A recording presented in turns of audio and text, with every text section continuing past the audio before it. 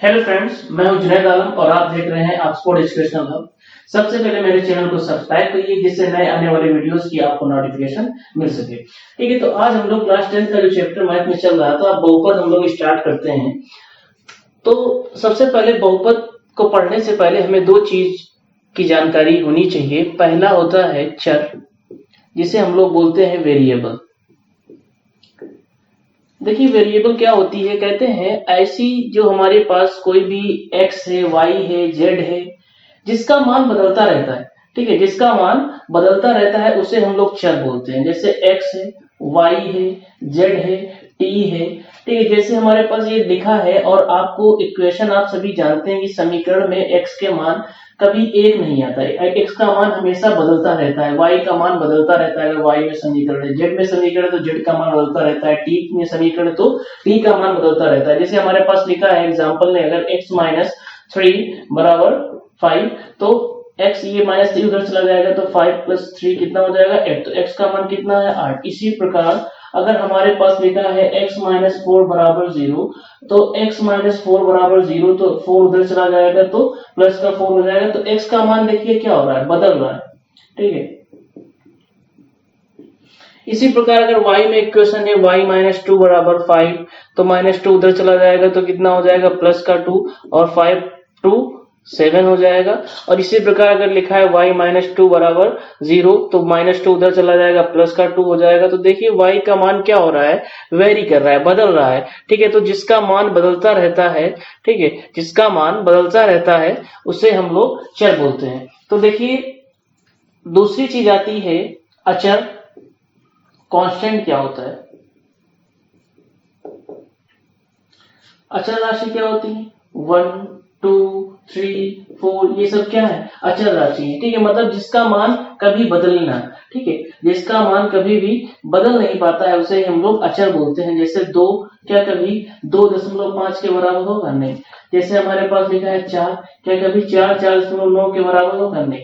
तो जिसका मान कभी बदलता नहीं है उसे हम लोग क्या बोलते हैं, अचर राशि। ठीक है, अचर बोलते हैं।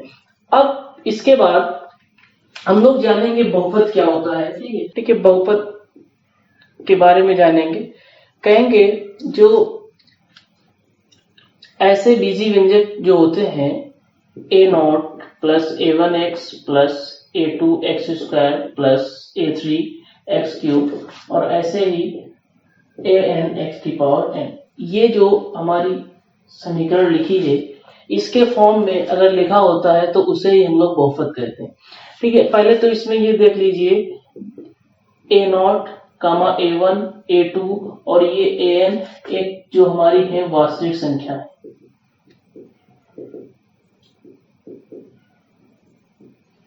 और जो n है यहाँ पर, मतलब x की घात पहले 1 है, फिर 2 3 कहां तक चली गई, n तक। जो x की घात n है, या सीधे कहें जहां n वेक्टर पूर्णांक है, मतलब नॉन निगेटिव इंटीजर। इसका मतलब क्या है, नॉन निगेटिव इंटीजर का मतलब जो n का मान है वो धनात्मक तथा शून्य हो सकती है। n का मान धनात्मक और शून्य हो सकती है, लेकिन n का मान ऋणात्मक नहीं होगी। ठीक है, तो सीधे हम लोग एक लाइन में अगर बोलते हैं कि बहुपद की कंडीशन क्या है, तो हम सीधे बोलते हैं x की घात धनात्मक तथा पूर्णांक होनी चाहिए, बहुपद होगा। जैसे for example x square plus x लिखा है आपके पास और आपसे कहेगा ये क्या आपके पास बहुपद है, तो हम देखेंगे कि x की घात कितनी है, 2, क्या है, धनात्मक है और पूर्णांक भी है। बिल्कुल सही। x की घात कितनी है, 1, धनात्मक भी है और पूर्णांक भी है, तो ये एक बहुपद होगा।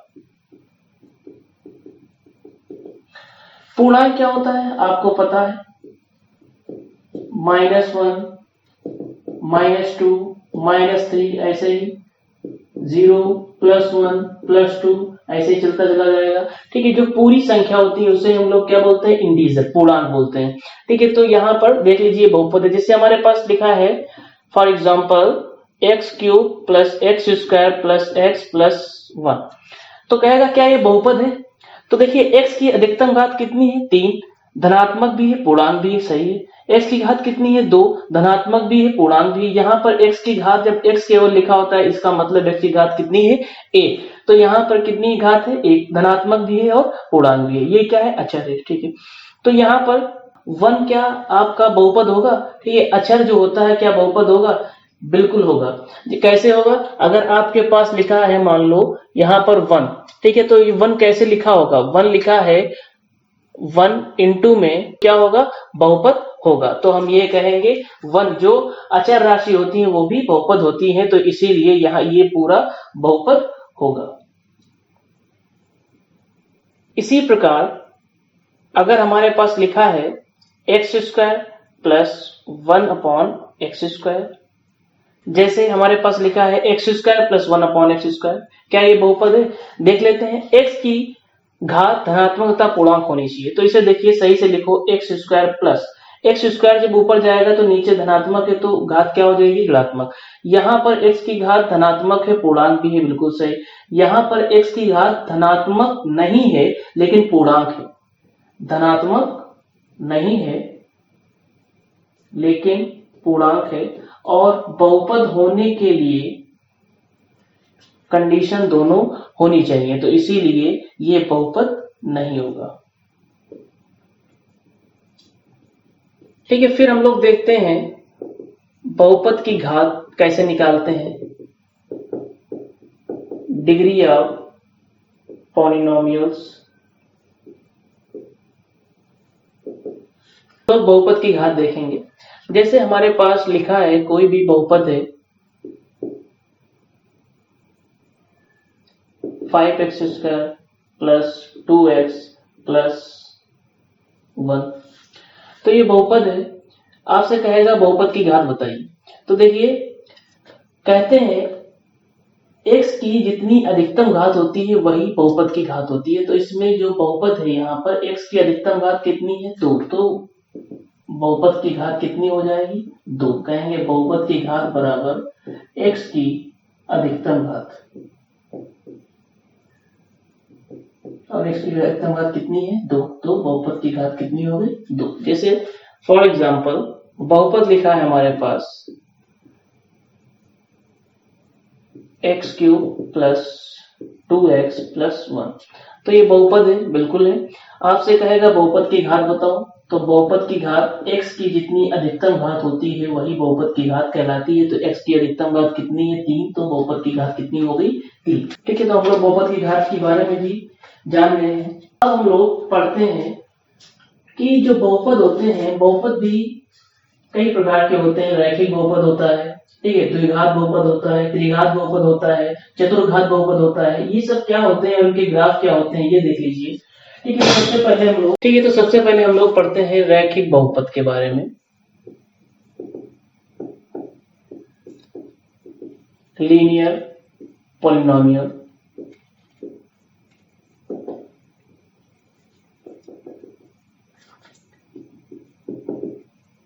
ax प्लस बी, मतलब x की घात 1 है तो उसे हम लोग कहते हैं रैखिक बहुपद। जैसे ax प्लस बी के फॉर्म में अगर लिखा है तो ये रैखिक बहुपद कहलाता है। ठीक है, तो fx बराबर ax प्लस बी। अब देखिए जहां a और b वास्तविक संख्या है,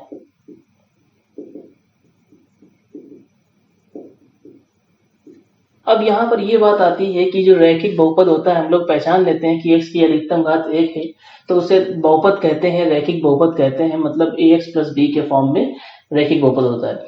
अब बात ये आती है कि इसका ग्राफ क्या होता है रैखिक बहुपद का। तो रैखिक बहुपद के नाम से ही समझ में आ रहा है रेखा बनेगा। मतलब अगर लिखा है आपके पास y बराबर fx, कोई फंक्शन है आपके पास, फलन है, तो fx का मान ये क्या है, fx x का फलन है ये। ठीक है, तो यहाँ पर y बराबर fx का मान रख दीजिए ax प्लस b। तो ये जो हमारी समीकरण लिखी है y बराबर ax प्लस बी, ये एक रेखा होती है, ये रेखा को प्रदर्शित करती है और यही क्या होता है, रैखिक बहुपद। तो देखिए इसे हम लोग कैसे इसका फिगर बनाते हैं। सबसे पहले अपनी तरफ से हम x बराबर 0 रखते हैं, x बराबर 0 रख के y का मान निकाल लेते हैं। तो y का मान निकाल लो, a इंटू 0 प्लस बी, तो y बराबर b, ये 0 हो जाएगा, तो y का मान कितना, y का मान b आ गया। अब इसे देखिए हम लोग एक निर्देशांक बना लेते हैं, कोऑर्डिनेट बना लेते हैं। x वाला पहले लिखा जाता है, x कितना है 0, y वाला कितना है b, तो 0 कामा b, ये एक हमारा बिंदु बन गया।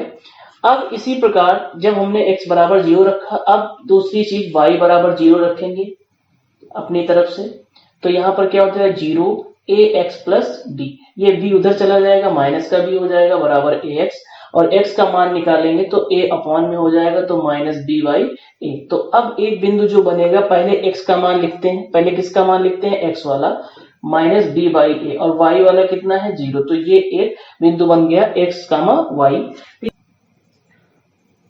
आपको ये पता है ये x अक्ष होता है, ये y अक्ष, ये चतुर्थांश होता है, कोऑर्डिनेट होता है, ठीक है। तो ये x अक्ष होता है, ये y अक्ष होता है, और ये माइनस x अक्ष होता है, और ये माइनस y, मतलब ये क्या होता है, मूल बिंदु। इधर जाते हैं मूल बिंदु से, अगर इधर जाएंगे तो प्लस में जाएंगे, और अगर ऊपर जाएंगे तो प्लस में जाएंगे, और अगर मूल बिंदु से इधर जाएंगे x अक्ष पे ऋणात्मक में जाएंगे, और अगर नीचे जाएंगे तो ऋणात्मक पे जाएंगे, ठीक है। तो अब इसमें हम लोगों को बिंदु देखना होता है। देखिए जब x बराबर 0 है, मतलब यहाँ पर है, तो y का मान कितना है b, b को हमने मान लिया पॉजिटिव है, ठीक है, b पॉजिटिव है, कोई भी नंबर ये धनात्मक है तो b इधर होगा, अगर ऋणात्मक होता तो नीचे होता, तो हमने b ऐसे ही मान लिया कि धनात्मक है, यहाँ कहीं पर b है। तो ये बिंदु यहाँ पर कितना होगा, x बराबर जब 0 था तो y का मान कितना था b, तो 0 कामा b। इसी प्रकार यहाँ पर x बराबर क्या था, माइनस b बाई ए, जब x हमें ऋणात्मक में चलना है तो माइनस b बाई ए मान लिया, यहाँ कहीं पर है। y बराबर जब 0 था, मतलब यही यहाँ पर होंगे, तो कितना था x का मान माइनस b बाई ए, तो ये बिंदु ये है। तो दो बिंदु, अगर आपको पता है दो बिंदुओं को मिलाने वाली क्या बनती है, रेखा बनती है। अगर दो बिंदुओं को मिलाते हैं तो क्या बन जाती है, रेखा। तो ये देखिए ये रेखा बन गई। जब भी हम लोग कहते हैं रैखिक बहुपद का जो ग्राफ होता है वो रेखा को प्रदर्शित करता है, ठीक है। ये ध्यान रखना कि y बराबर ax प्लस b, ये एक रेखा को प्रदर्शित करती है। देखिए ये लिखा है हमारा रैखिक बहुपद जो fx बराबर ax प्लस b। अच्छा ये बताओ, अगर ax प्लस b का ax प्लस b में से हम x का मान निकालेंगे तो x की घात कितनी है, एक, मतलब x का मान कितना ही निकलेगा, केवल एक ही तो मान निकलेगा, और जितने x के मान निकलते हैं उसे ही हम लोग उसका मान कहते हैं और उसके मूल कहते हैं, और क्या कहते हैं, और उसका ही हम शून्यकों की संख्या भी कहते हैं कि इसके कितने शून्य निकलेंगे, एक। क्यों, क्योंकि x का अधिकतम घात कितनी है, एक, और x का मान जितना निकलता है उसे ही शून्यकों की संख्या बोलते हैं। तो यहाँ पर शून्य की संख्या कितनी होगी, एक, क्योंकि x का मान कितना होगा, एक, कहेंगे बराबर x का मान। तो x का मान कितना निकलेगा, एक निकलेगा, कितनी हो गई, एक।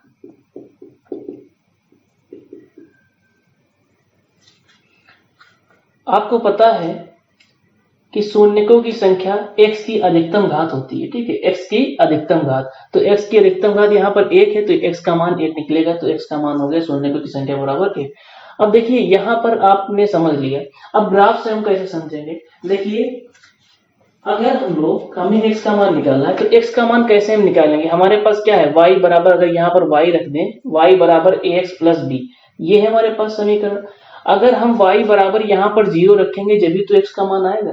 मतलब यहाँ पर ये बात निकल के आती है, हमें x अक्ष पर जब रहेंगे हम, मतलब x अक्ष पे y वाला निर्देशांक क्या हो जाता है, 0। जब y को हमने 0 रख दिया, तो जब y को हम 0 रखेंगे जब भी तो x का मान आएगा। तो यहां से बात ये निकल के आती है, जितनी बार ग्राफ x अक्ष को काटता है उतने ही उसकी शून्यकों की संख्या होती है। अब जरा ये बताओ, ये जो रेखा है वो कितनी बार x अक्ष को काट रहा है, एक बार, तो इसके शून्य की संख्या कितनी हो गई, एक। तो शून्य की संख्या है वो एक हो गई। इसे आप ऊपर भी देख सकते हैं और ग्राफ से भी देख सकते हैं। अब हम लोग पढ़ेंगे द्विघात बहुपद के बारे में, क्वाड्रेटिक पॉलिनोमियल। देखिए, द्विघात बहुपद के नाम से ही समझ में आता है, द्विघात मतलब दो घात वाली समीकरण जो होती है ax square plus b x plus c, जहां a b c वास्तविक संख्या है।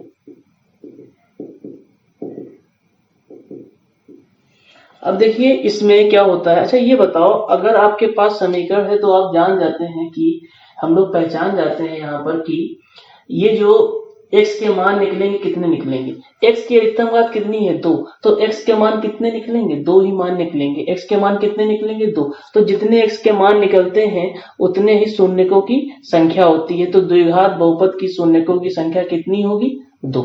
शून्यकों की संख्या 2 हो गई। अब अगर हम इसका ग्राफ जाने, देखिए द्विघात बहुपद f(x) बराबर ax plus b x plus सी।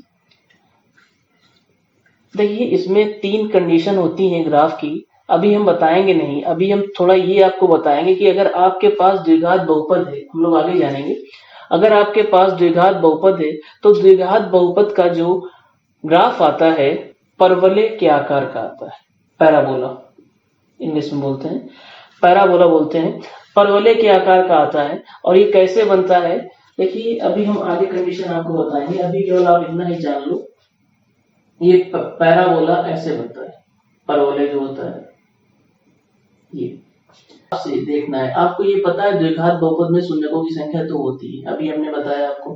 अब अगर आपको ग्राफ ये दिया है, आपसे कहे इसमें शून्यकों की संख्या बताओ, तो हमने क्या बताया था, शून्यकों की संख्या कब निकाल पाएंगे, जब हम y बराबर 0 रख करेंगे। y बराबर मतलब ये क्या है, y की जगह पर है, अगर हम जब 0 fx बराबर यहाँ पर 0 रखेंगे तभी तो हम x के मान निकाल पाएंगे। मतलब समीकरण क्या बन जाएगी, अगर हम fx बराबर 0 रखें तो समीकरण बन जाएगी ax square plus b x plus c बराबर 0।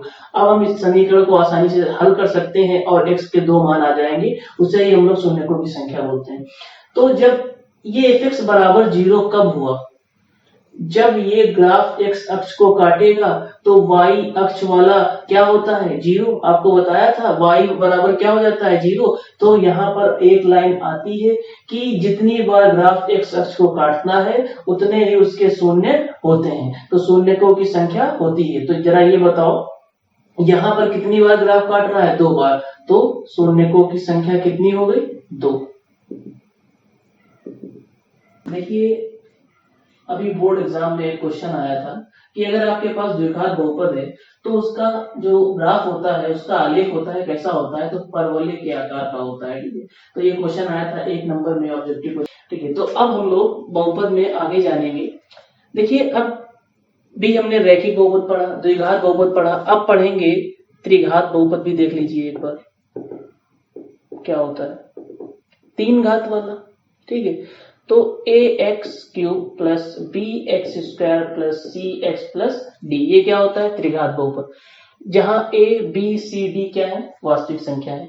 अब देखिए इसमें आपसे अगर पूछे कि x के मान कितने निकल सकते हैं, तो x की अधिकतम घात कितनी है, 3, तो x के मान कितने निकलेंगे, 3। तो जब x के मान 3 निकलेंगे तो शून्यकों की संख्या कितनी होगी, 3। तो त्रिघात बहुपद में शून्यकों की संख्या 3 होगी।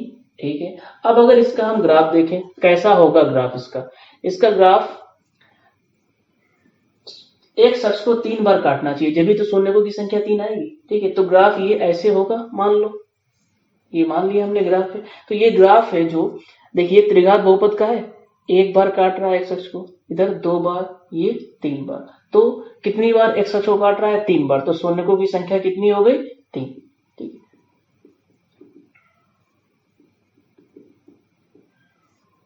आसानी से जो हमारी एक्सरसाइज है वो कर सकते हैं। ठीक है, तो एक्सरसाइज 2.1 के जो क्वेश्चन है, पहला क्वेश्चन, तो देखिए फर्स्ट का पहला क्वेश्चन है, कह रहा है कि ये ग्राफ दिए हैं आपको। ठीक है, ये ग्राफ है और आपसे कह रहा है इनमें शून्यकों की संख्या में ज्ञात कीजिए। ठीक है, तो देखो जरा ये बताओ, ये क्या है, एक रेखा है, ये कितनी बार एक्स अक्ष को काट रहा है, एक भी बार नहीं। तो जब ये एक्स अक्ष को काट ही नहीं रहा है तो शून्यकों की संख्या कितनी होगी, 0।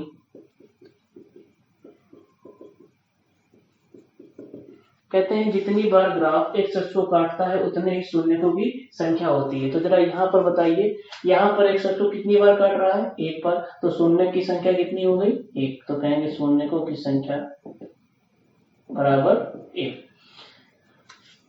थर्ड ग्राफ देखते हैं। इसमें ग्राफ जो है एक्स अक्ष को कितनी बार काट रहा है? एक, दो, तीन। तो कितनी बार काट रहा है? तीन बार। तो शून्यकों की संख्या कितनी हो गई? तीन। देखिए चौथा ग्राफ, इसमें एक्स अक्ष को कितनी बार काट रहा है? दो बार। तो शून्यकों की संख्या कितनी हो गई? दो। इसी प्रकार ये वाला देखिए ग्राफ, इसमें एक्स अक्ष को कितनी बार काट रहा है? एक, दो, तीन, चार। तो शून्यकों की संख्या चार।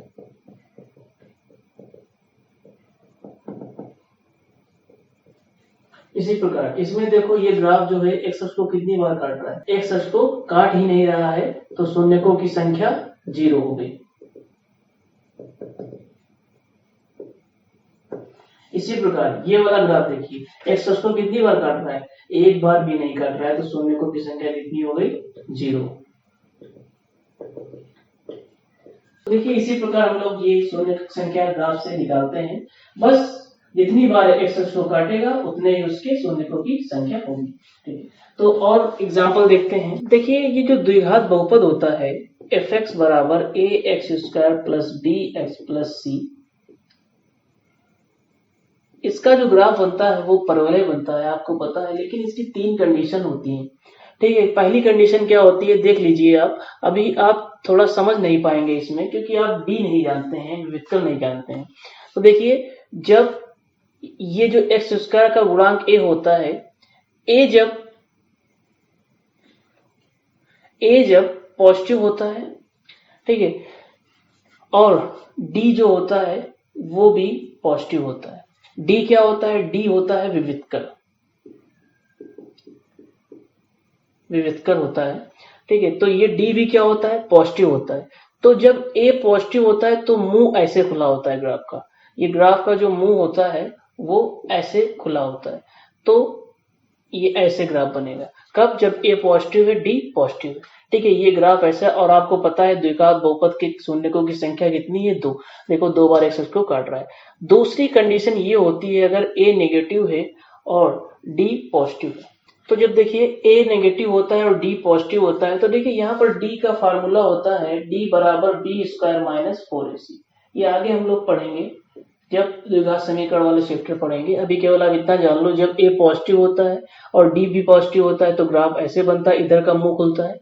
और जब ए नेगेटिव होता है, डी पॉजिटिव होता है, बस ए नेगेटिव होता है तो ऐसे बनता है, ग्राफ नीचे की ओर मुंह खुलता है। ठीक है, अब इसमें अगर आपसे पूछे जरा ये बताइए हमें कि इसमें शून्य की संख्या कितनी है? एक्स अक्ष को कितनी बार काट रहा है? दो बार। तो शून्य को दो।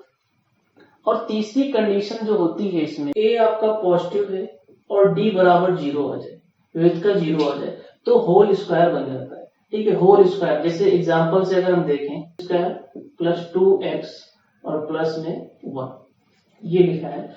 तो देखिए अगर इसका हम लोग इसका डी निकालें तो डी बराबर क्या हो जाता है? जीरो आएगा। देखिए डी क्या होता है फार्मूला, पहले आप ये देख लीजिए, और डी बराबर जीरो आ जाता है, तो ये होल स्क्वायर बन जाता है। देखिए ऐसे एग्जांपल होगा x square plus 2x plus 1। ज्यादा क्लियरली हमें समझ में आएगा जब हम लोग क्वाड्रेटिक इक्वेशन पढ़ेंगे। A B C, X square का गुणांक कितना है? ए, एक्स का गुणांक कितना है? बी, अचर पद कितना है? सी। ठीक है, तो एक्स स्क्वायर का जो गुणांक है वो ए है, और जो एक्स का गुणांक है वो बी है, और जो अचर पद है वो सी है। तो निकाल लीजिए। तो कहेंगे जो हमारा द्विघात बहुपद है उससे तुलना करेंगे हम, a x square plus b x plus, जो द्विघात बहुपद है उससे तुलना करेंगे, a square plus b x plus c से तुलना करने पर तुलना किया। एक्स स्क्वायर का गुणांक कितना है? ए, एक्स स्क्वायर का गुणांक कितना है? 1, तो ए बराबर कितना हो गया? 1। एक्स का गुणांक कितना है? बी, प्लस प्लस है बिल्कुल सही। एक्स का गुणांक बी, एक्स का गुणांक 2, तो बी बराबर कितना हो गया? 2। सी बराबर कितना हो गया अचर पर 1 प्लस प्लस है, ठीक।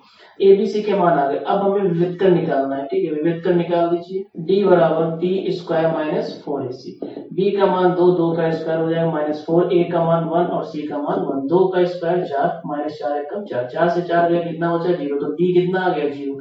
तो देखिए डी जब 0 आता है तो होल स्क्वायर बन जाता है। देखिए यहाँ पर x square plus 2x plus 1, देखिए यहाँ पर अगर इसे हम लोग एक्स स्क्वायर को लिख दें एक्स का होल स्क्वायर प्लस 1 को अगर लिख दें 1 का होल स्क्वायर प्लस 2x को अगर लिखें, ये देखिए क्या इसे अगर a मानो इसे b मानो तो a square plus b square 2a कितना है x, b कितना है a, तो 2ab क्या फार्मूला हो गया देखिए 2x इंटू 1 2x, तो यहाँ पर 2x लिखा है, ये 1 का स्क्वायर 1 x का स्क्वायर देखिए होल स्क्वायर बन गया।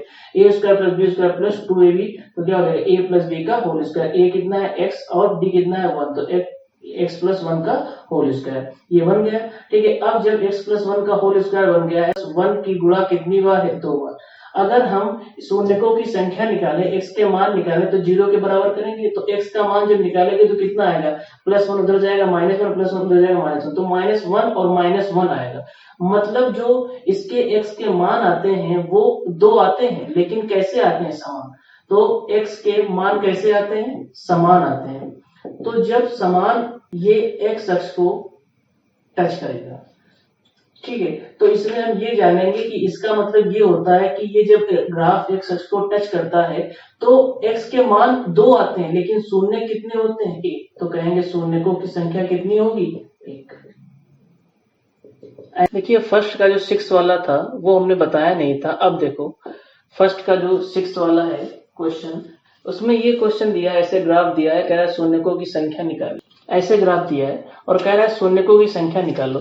तो आपको पता है जो ग्राफ जितनी बार एक्स अक्ष को काटेगा उतनी ही शून्य की संख्या होती है। एक बार इधर काट रहा है, इधर एक बार, ठीक है, और इधर भी एक बार टच कर रहा है, तो आपको पता है इसके x के मान 2 आएंगे, लेकिन कैसे आएंगे बराबर। इसके x के मान कितने आएंगे 2, लेकिन कैसे आएंगे बराबर, लेकिन एक ही हम लोग मानते हैं शून्य, तो 1 1 1 कितना हो जाएगा 3, तो शून्यकों की संख्या कितनी हो जाएगी 3।